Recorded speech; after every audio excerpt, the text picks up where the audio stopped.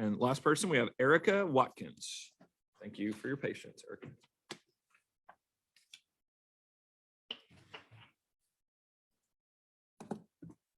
I'm Ericka. I have kids in Oklahoma Public Schools. I'm a product of Oklahoma Public Schools.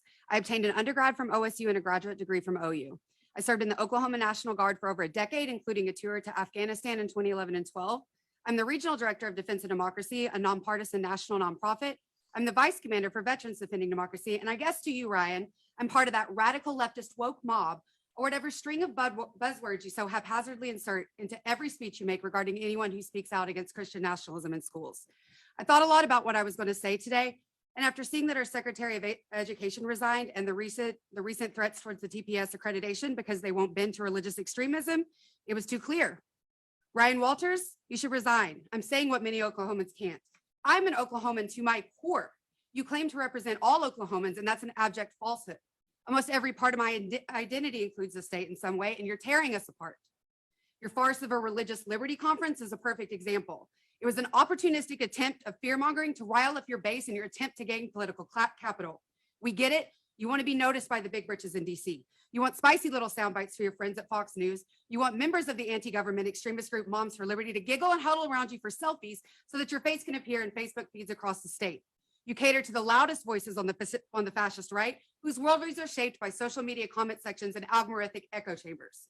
I'm a veteran who has seen the horrors of war firsthand, and yet here at home, you're pushing the same ideas that the Taliban did in Afghanistan decades before I arrived, just from a different book. Your fabricated culture war is inflicting casualties on our most precious population, our children. We're now short of Secretary of Education. Schools are missing grant money. Teachers are leaving in droves, and you're not doing your job. You make videos in an official capacity, ranting in your car like a child crying to his mom about a boogeyman that you and Moms for Liberty created. And speaking of Moms for Liberty, guess what? There is a nifty policy in parental school handbooks called parental opt-out. Read your parent handbook. If you don't want your child to read a book or attend a certain class, you can opt out. No need to threaten accreditation on baseless woke ideology claims. Religious freedom is already protected. It's simply not okay to push only one religion at a school event. My kids deserve to experience diversity. I believe in our teachers and librarians. They've worked hard for their degrees, and I trust and support educators. You're weaponizing our children for political gain, and I won't stand for it because the casualties and collateral damage is too high. Your antics have made the news globally, and it's embarrassing. A true state superintendent wouldn't be using their office to catapult them into political stardom.